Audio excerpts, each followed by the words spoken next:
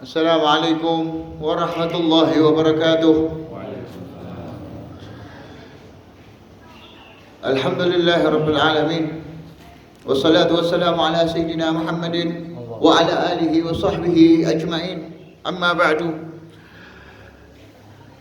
Alhamdulillah, pada pertemuan kali ini yang insyaallah pertemuan kali ini mungkin pada bulan Ramadan terakhir bersama saya, dan insyaallah sedikit dalam pertemuan ini kita bakal membahas apa yang perlu kita siapkan dari sunnah-sunnah dan amalan-amalan dalam hari raya Idul Fitri, baik malam hari raya maupun di hari raya Idul Fitri, karena di situ banyak amalan-amalan, banyak keutamaan-keutamaan daripada menghidupkan malam Idul Fitri dan di hari Idul Fitri.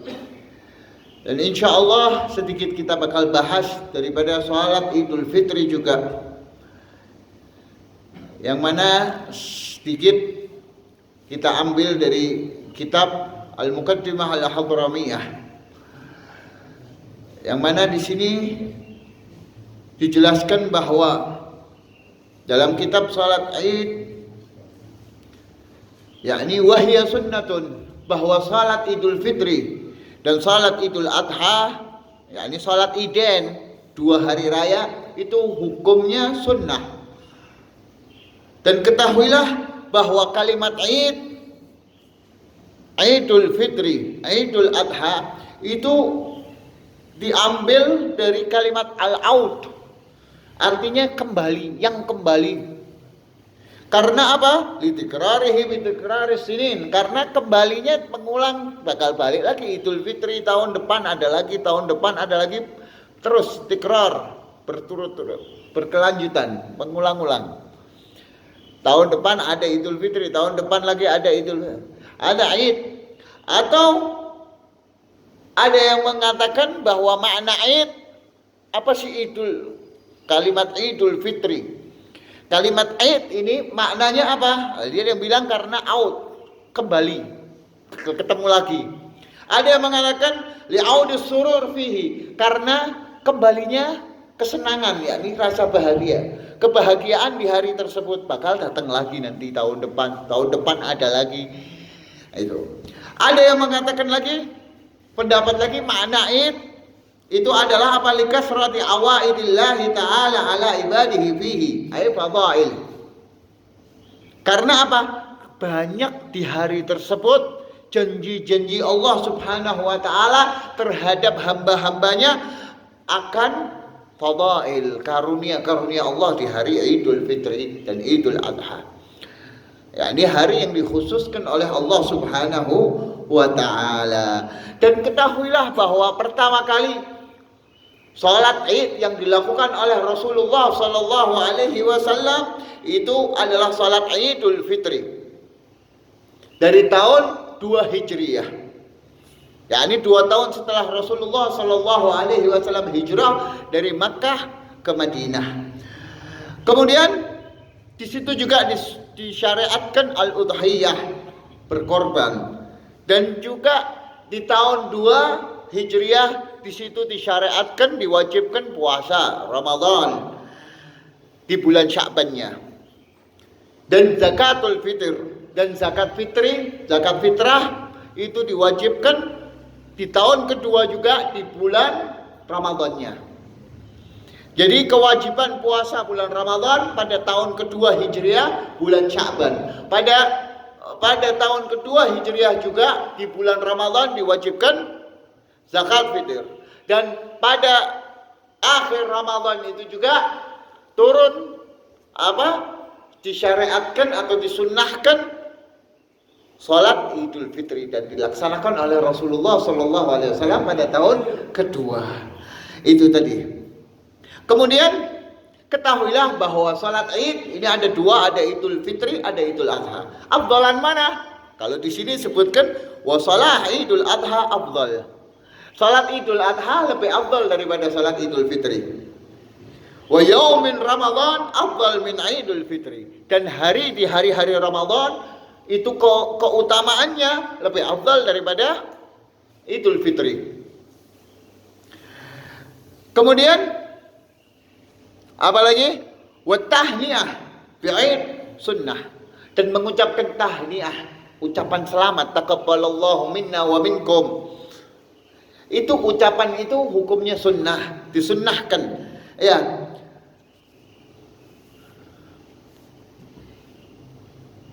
Kemudian wa yadkhul waqtuha fil fitr ghurub asy-syams. Dan kapan sih masuknya sunnah kita mengucapkan tahniah, ucapan itu tadi, selamat hari raya atau taqabbalallahu minna wa minkum, ya, minal aidin wal faizin, dan doa-doa lain, ya. Kapan masuknya? Kita mengucapkan saling satu sama lain apabila ketemu atau kita berkunjung ke rumah saudara kita, itu dimulai sunnahnya itu dari waktu terbenamnya matahari malam Idul Fitri. Itu mulai sunnah kita mengucapkan. Bahkan disebutkan lagi tadi di kitab Kanzun Najah wa Surur, bahkan walaupun kita punya teman jauh, disunnahkan juga untuk menyambung silaturahim dan mengamalkan tahniah ucapan Idul Fitri biirsal, dengan mengirim surat. Kalau sekarang pakai SMS, walaupun berbentuk tulisan, kita niatkan untuk tahniah dan kita niatkan juga untuk mempererat silaturahim. Itu disarankan dan disyariatkan juga. Kemudian, dan ketahuilah yang namanya Idul Fitri dan Idul Adha ini setelah sempurnanya ibadah. Idul Fitri setelah sempurnanya Ramadan, ya, dan Idul Adha setelah sempurnanya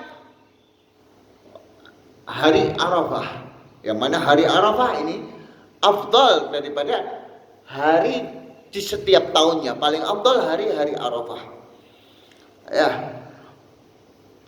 Kemudian, dan juga Idul Adha setelah sempurnanya ibadah haji. Kemudian wayat khul waktuha, udah. Wa bi adha bis subuh Arafah katakbir. Kalau Idul Adha kita mengucapkan tahniahnya taqabbalallahu minna wa minkum dari kapan? Dari subuh Idul Adha. Wahakada. Kemudian ketahuilah bahwa di sini disebutkan sholat Idul Fitri atau Idul Adha itu hukumnya sunnah. Di sini ada tambahan sunnah muakkadah, sunnah yang sangat ditekankan, karena Rasulullah SAW dalam riwayat yang sangat kuat tidak pernah meninggalkan sholat Idul Fitri semasa hidupnya. Cuman sekali tok, itu aja dalam riwayat dhaif. Rasulullah pernah meninggalkan sekali ketika beliau lagi haji. Ya, kalau nggak salah Hajjatul Wada, haji wada terakhir Rasulullah haji, itu beliau nggak sholat id karena masih ada di Mina. Karena beliau masih ada di Mina. Itu riwayatnya memang Rasulullah nggak ngadakan sholat id Idul Adha. Ini kita masih bicara masalah kesunahannya. Ya, saking Rasulullah tidak pernah meninggalkan sholat id sampai hukumnya sunnah muakkadah. Ada riwayat satu yang mengatakan bahwa Rasulullah pernah meninggalkan sholat id, yakni Idul Adha, ketika beliau berada di Mina. Dan itu riwayatnya juga lemah. Kemungkinan meninggalkan sholatnya tidak berjamaah, tapi tetap Rasulullah sholat sendiri. Jelas ya? Itu indana. Itu menurut mazhab kita, menurut Imam Syafi'i. Adapun apa? Adapun menurut Imam Abu Hanifah, mazhab Hanafi, hukumnya fardu ain, hukumnya wajib kayak salat 5 waktu. Wa kifayah. Dan menurut mazhab Imam Ahmad bin Hanbal, hukumnya fardu kifayah. Jadi nek sak kampung longkos sing salat itu so kabeh. Kalau satu daerah tidak ada yang sholat id, dosa semua. Itu menurut Imam Ahmad bin Hanbal. Wa qaul indana, dan juga pendapat dari sebagian mazhab kita, yakni mazhab Syafi'i, ada yang mengatakan ulamanya bahwa sholat Idul Fitri dan Idul Adha itu hukumnya fardu kifayah. Nek satu daerah tidak ada yang mendirikan sholat id tersebut, maka hukumnya yaksam, dosa semua itu orangnya. Dan ketahuilah ini disunnahkan bagi musafir ataupun berjamaah ataupun sendiri, tetap hukumnya sunnah. Ya. Kemudian di sini disebutkan waktuha. Kapan sih waktunya sholat id ini? Di sini disebutkan ba'da tulu isyams. Catatannya setelah terbitnya matahari. Bahkan wa in qalla, walaupun terbitnya baru sidik tok, baru nongol sedikit mataharinya, baru kelihatan atasnya tok. Ini misalnya dataran ya, mataharinya baru keluar sedikit. Itu waktu di masuk sunnahnya sholat id. Ya. Ada yang mengatakan ba'da tamam tulu'iha. Oh, setelah sempurna. Tidak bisa kalau masih terbit separuh tok. Harus sudah buletannya matahari itu sudah terbit semuanya. Kapan waktunya selesainya sholat id? Ila zawal, sampai zawal tergelincirnya matahari, yakni sampai waktu zuhur. Jadi orang mau sholat id jam 10 masih nyanda. Sholat id jam 11 masih nyanda, masih bisa. Jam 9 masih bisa. Hatta sholat sendiri misalnya telat, malam habis bagi zakat fitrah, qiyamul lailnya kebablasan, akhirnya habis subuh ngantuk-ngantuk tidur. Nggak bangun, tahu-tahu sudah jam 9 pagi, orang-orang sudah pada makan ketupat. Kita baru bangun. Terus gimana? Sholat sendiri. Sunnah walaupun sendiri. Kalau bisa jangan ditinggalkan. Ada sendiri. Ajarkan juga buat wanita-wanita yang mungkin tidak keluar sholat id, ya walaupun di rumah sunnah sendiri. Jangan ditinggalkan. Kecuali kalau dia masih dalam halangan, dalam keadaan haid atau nifas. Ya kalau misalnya ya seperti ada yang tidak keluar sholat id, ngurusin rumah, masak atau apa, tetap disunnahkan sholat walaupun jam 9 tidak apa-apa, monggo. Caranya ya sama, tapi tidak pakai khutbah. Ya, wahakala. Kemudian wa yukrah ta'addudul jamaah fiha bila hajah, dan makruh hukumnya berbilang dalam berjamaahnya. Ini masjid berjamaah, sebelahnya ada masjid lagi berjamaah lagi, makruh hukumnya. Kalau bisa gabung bareng-bareng semuanya, satu kota, satu berjamaah. Tapi tetap kemakruhan di sini sama seperti dilarangnya sholat Jumat yakni berbilang, berjumlah lebih dari 2. Contohnya, ya kalau di Pekalongan sekarang ini sholat Jumat, wakeh. Masjid sini sholat Jumat, masjid sana sholat Jumat, masjid sana. Terus gimana hukumnya? Boleh berbilang, yakni lebih dari 1 sholat Jumat, asal ada salah satu dari 3 alasan ini. Yang pertama, apabila Yang pertama karena dhaqal mahal, yakni sempit tempatnya, tidak cukup. Seandainya sak Pekalongan sholat ning masjid jami semuanya meluber sampai sore Genen, ya makmumnya bisa sampai sore Genen. Nah, ada namanya dhaqal.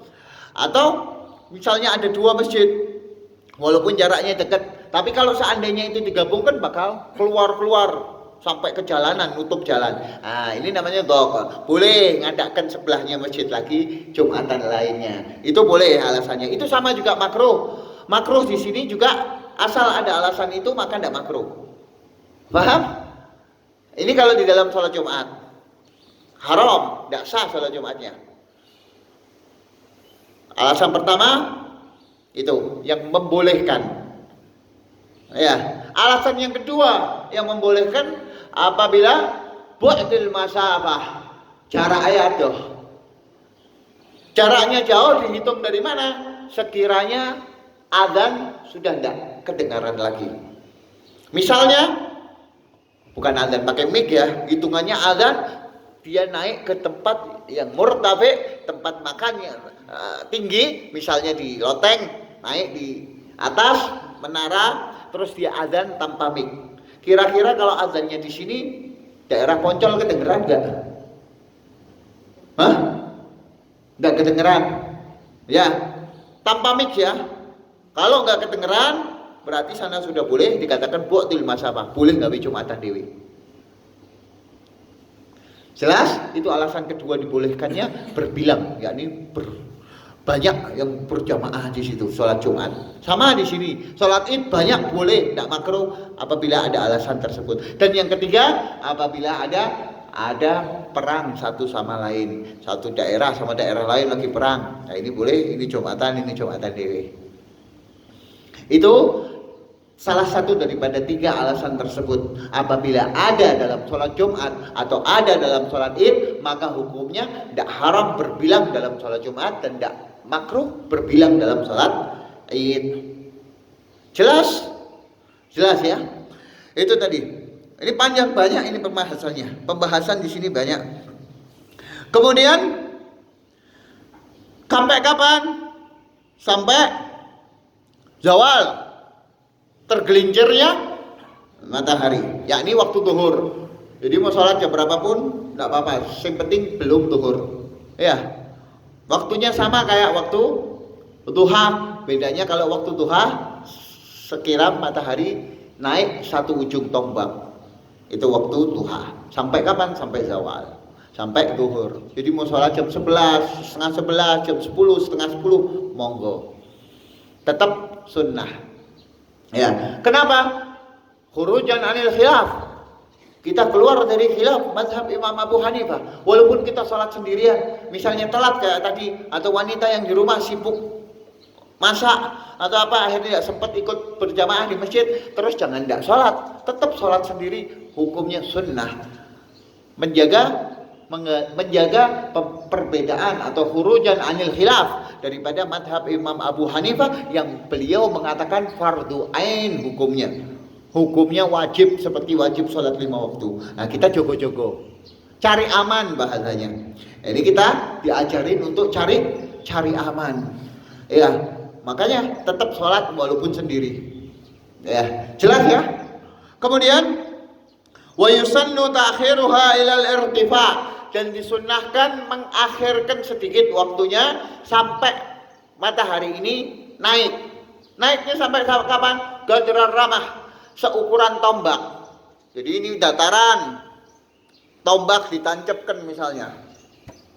Tombak ini kira-kira 3 dhira atau 6 dhira, kurang lebih 3 meter. Tombak pada zaman Rasulullah itu tingginya 3 meter atau 2,5 meter kurang lebih. Kalau matahari sudah naik kan dari dataran naik sampai selurusan ke ujung tombak ini, maka hukumnya afdal kita sholat di waktu tersebut untuk sholat Id. Dan itu waktu masuknya sholat duha. Masuknya waktu sholat duha. Sekitar berapa kalau dihitung menit dari terbitnya matahari sampai matahari itu naik seujung tombak, itu kurang lebih 16 menit. Karena di dalam keterangan di kitab-kitab fikih itu ila arba qars ini buletan. Jadi satu buletan sampai 4. Satu buletan pindah matahari ke bulatan ke atasnya, ke bulatan lagi, ke bulan itu per satu bulatan 4 menit. Dihitungnya dari mana? Kalau tidak percaya, kalau mau ngitung, monggo. Kita sendiri pernah praktek ngitung. Kita coba di tempat yang luas, ya, tempat dataran yang kosong luas kayak padang pasir. Ya. Kita lihat dari matahari mulai terbit, kita pakai menitan, kita menit aja. Dari matahari kecil sampai naik sampai bulatnya penuh, itu kurang lebih 4 menit. Kurang lebih 4 menit. Makanya dihitungnya kalau kita mau lihat, misalnya ini terbit jam berapa? Jam 6. Hah? Terbit jam 6 kurang? Jam 6 kurang 15. Tambah 16 menit dari terbit. Nah, itu berarti sudah masuk waktu duha. Kita boleh sunnah duha. Dan itu afdolnya kita sholat Id. Jelas? Wa yusannu ta'khiruha ilal irtifa. Itu disunahkan mengakhirkannya untuk sholat berjamaah, sholat id sampai matahari naik ke ujung tombak, sekitar 16 menit dari terbitnya matahari. Kemudian wa fi'luha fil masjid. Syuf, ini di mazhab Imam Syafi'i mengatakan bahwa afdalnya di masjid.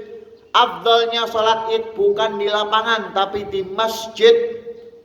Bahkan kalau sampai di lapangan semuanya, masjidnya kosong, itu bisa hukumnya makruh. Karena apa? Karena di sini disebutkan li syarafihi, karena kemuliaannya masjid. Wa taqabul hayat bi babiha. Lalu kalau yang perempuan gimana?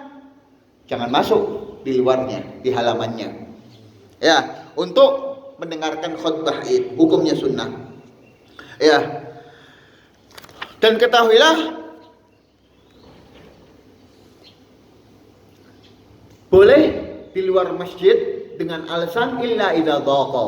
Kecuali kalau masjidnya penuh, baru boleh. Oh, ini kalau penuh, kalau sholat id yang dari pojok-pojok yang tidak pernah sholat keluar semua.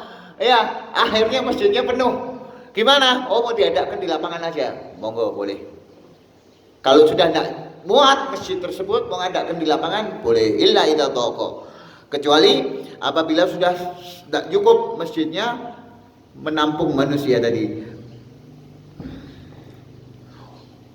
Wa yukrahu mukhalafatu dzalika fihi, dan makruh hukumnya melawan atau berbalik dari pendapat ini. Hukumnya makruh, berarti ada yang mengatakan oh afdalnya di lapangan, ada makruh.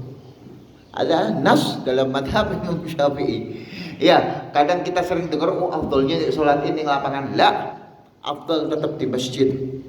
Afdalnya tetap di masjid. Ini ada di kitabnya. Ini fikih, kita pakai fikihnya Imam Syafi'i. Jelas afdalnya di masjid. Ya. Kemudian di sini disebutkan lagi wa yusannu ihya lailatuhuma. Dan disunahkan menghidupkan malam keduanya, yakni malam Idul Fitri dan malam Idul Adha. Dengan apa? Bil ibadah, dengan ibadah apapun bentuknya. Nahwu salat, seperti salat sunnah, salat tasbih, salat ba'diyah, qabliyah, salat witir, salat sunnah lainnya, qiyamul lail, salat tahajud, ini disunnahkan. Kemudian disunnahkan juga qiraah, membaca Quran, ngadakan hataman-hataman di masjid-masjid, ngadakan pengajian-pengajian, membaca Al-Quran, membaca kalam Allah Subhanahu wa taala satu kelompok per kelompok. Ada sunnah hukumnya. Au zikir, atau memperbanyak zikir. Dan paling afdal zikir di malam Idul Fitri atau Idul Adha. Paling afdalnya zikir di malam Idul Fitri dan Idul Adha adalah takbir. Paling afdalnya takbir, berarti takbiran. Paling afdal. Makanya hatta di dalam hataman setiap kita baca surat berhenti, ya, misalnya kita baca dari wadduha, ya, mau ganti ke alam nasyrah, kita takbir dulu, nanti dari alam nasyrah takbir lagi. Hakada. Karena apa? Paling afdalnya zikir di malam Idul Fitri dan Idul Adha adalah takbiran, baik di masjid maupun nanti disebutkan di sini. Walaupun di jalan-jalanan atau di pasar kita disunahkan takbiran. Karena apa? Karena di dalam hadis disebutkan man ahya lailatal id ahyahu Allah qalbuhu yauma tamutul qulub. Siapa yang menghidupkan malam Id, yakni malam Idul Fitri dan Idul Adha, Allah bakal hidupkan hatinya di mana nanti di hari kiamat hati-hati orang, yakni hati manusia itu mati.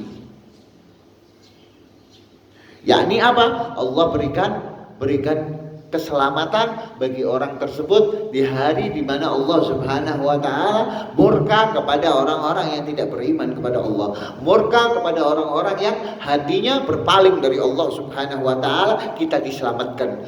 Karena apa? Karena menghidupkan malam Idul Fitri dan Idul Adha dengan ibadah.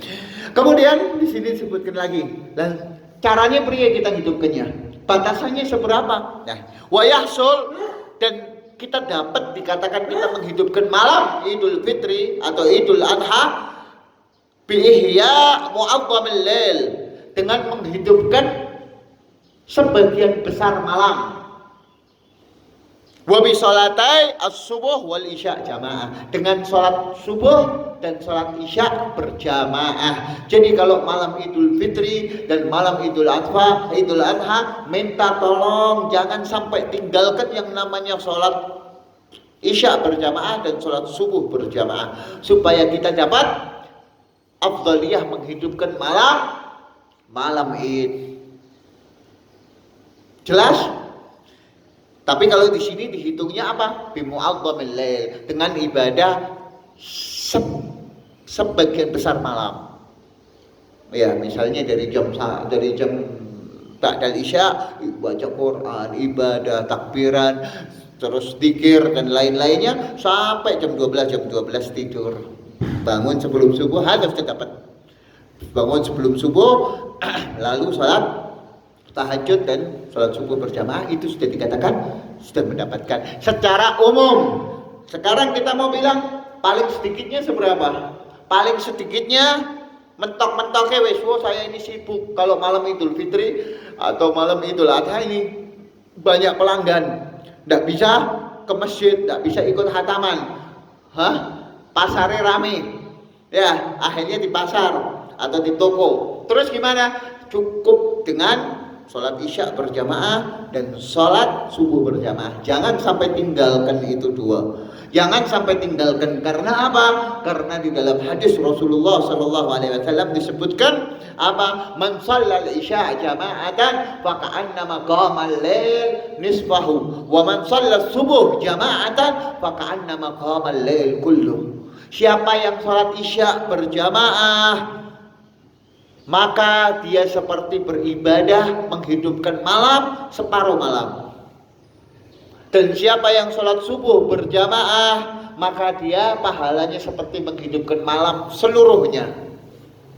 Berarti kalau kita sholat subuh berjamaah, malam yang tadinya kita lewatin itu kita sudah dicatat sama malaikat termasuk orang-orang yang menghidupkan malam tersebut. Termasuk orang-orang yang menghidupkan malam tersebut dengan ibadah. Makanya itu paling sedikitnya, jangan sampai ninggal sholat isya dan sholat subuh berjamaah, supaya mendapatkan afdaliyah, keutamaan daripada menghidupkan malam Idul Fitri dan Idul Adha.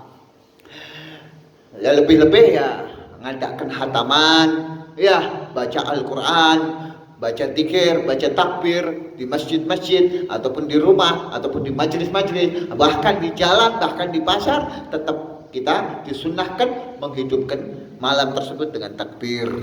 Kemudian dan termasuk daripada amalan-amalan lagi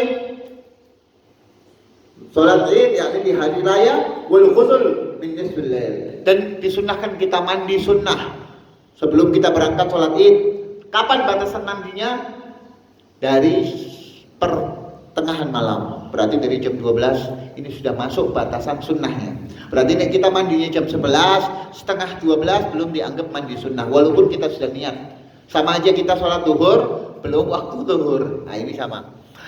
Kapan batasannya? Batasan masuk waktunya pertengahan malam jam 12.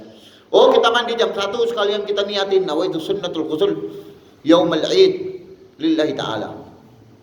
Saya niat sunnah mandi untuk hari Id, dapat pahala sunnah. Ya. Akan tetapi afdalnya mandinya kapan? Sebelum kita mau berangkat ke masjid untuk sholat Id. Sebelum kita mau berangkat ke masjid untuk sholat Id, itu waktu afdal mandinya. Diniatkan mandinya kayak apa caranya? Apa nyebur apa gimana? Mandinya seperti mandi wajib, kena semuanya. Seperti mandi sholat sunnah Jumat. Yakni seperti mandi sunnah untuk berangkat sholat Jumat. Sama, kena semua dan diniatkan. Saya niat, pakai bahasa Indonesia, saya niat mandi sunnah untuk hari raya lillahi ta'ala. Kenakan semua badan. Al-afdal. Dapat pahala sunnah. Ya, berarti sebelum kita berangkat mandikan. Oh, dan ini mandi Tidak cuma bagi orang yang mau berangkat Id, sholat Id. Bahkan bagi yang tidak mau berangkat sholat Id disunahkan mandi, kecuali haid dan nifas. Tidak boleh melakukan ibadah. Cuman rapi-rapi tok, pakai pakaian yang bagus, dan wangian kalau di rumah. Kalau wanita yang haid dan nifas tidak bisa mandi. Kalau misalnya kayak tadi yang masak-masak di rumah atau yang telat, ya bangunnya sampai jam 1, tetap sunnah mandi dulu. Walaupun sekelewat, walaupun tidak mau sholat Id, tetap sunnah mandi. Jelas? Karena apa? Karena sunnahnya di sini mandi ini bukan buat sholatnya. Sunnahnya mandi di sini karena hari rayanya. Beda sama sholat Jumat. Kalau sholat Jumat sunnah mandi untuk sholat Jumat karena sholat Jumatnya, bukan karena hari Jumatnya. Kesunahan mandinya karena sholat Jumatnya. Lah terus kalau ada orang tidak sholat Jumat, dia tidak disunahkan mandi. Ya, ada orang tidak sholat Jumat, dia tidak disunahkan mandi. Misalnya dia mandinya jam 12 lewat, sudah selesai sholat Jumat terus mandi. Dia niatkan tidak dapat pahala sunnah tetap. Karena apa? Mandi di sini disunahkan karena untuk hadir ke sholat Jumat. Jelas? Itu tadi mandi. Kemudian watatayyub, dan disunahkan lagi pakai wangi-wangian yang paling wangi, yang paling bagus semampu kita. Kita mampu beli minyak wangi yang seharga berapa? Nah, itu. Oh, kita biasa belinya yang harga misalnya 1 gram atau 1 milinya harga 5.000. Ya kita beli yang harga 5.000. Oh, kita biasa belinya yang harga 10.000, 1 milinya yang bagus lagi. Kita beli yang 10.000. Itu paling afdal berarti. Jangan yang kita mampu beli yang 5.000, beli yang 1 milinya 1.000. Lah, beli yang paling bagus. Ada afdal. Disunahkan pakai wangi-wangian, dan wangi-wangian tadi yang paling wangi. Yakni seukuran mampunya kita. Wa tazayyun, dan juga sunnahkan kita untuk bermegah-megahan. Yakni pakai pakaian yang bagus, yang baru dan yang mahal.